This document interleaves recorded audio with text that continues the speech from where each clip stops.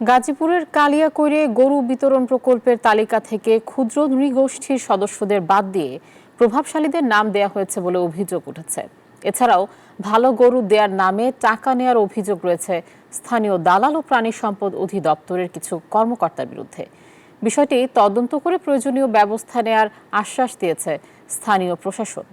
জাহাঙ্গীর আলমের পাঠানো তথ্যচিত্রে desk report.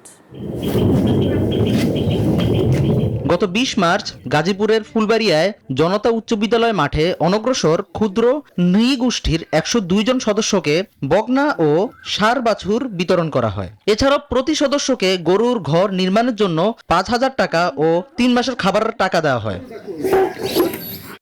কিন্তু গরুর বিতরণের এই তালিকায় প্রভাবশালীদের নাম এসেছে বলে অভিযোগ রয়েছে।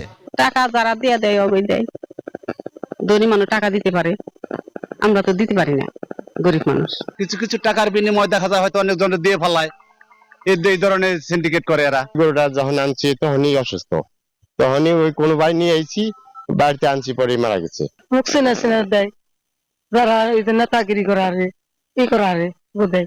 তবে এসব অভিযোগ অস্বীকার করেছেন সংশ্লিষ্ট কর্মকর্তা।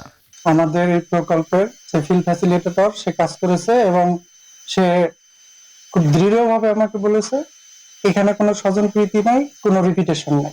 গরু বিতরণে অনিয়ম থাকলে এর বিরুদ্ধে ব্যবস্থা নেওয়া হবে বলে জানান প্রকল্প সভাপতি।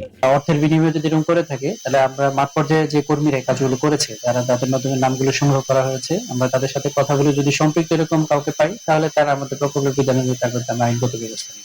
এই সরকারি প্রকল্পের অনুদান ক্ষুদ্র নৃগোষ্ঠীর দরিদ্র অসহায় লোকজন পাবেন এমনটি আশা বঞ্চিতদের। সদীপ চৌধুরী, নিউজ 24।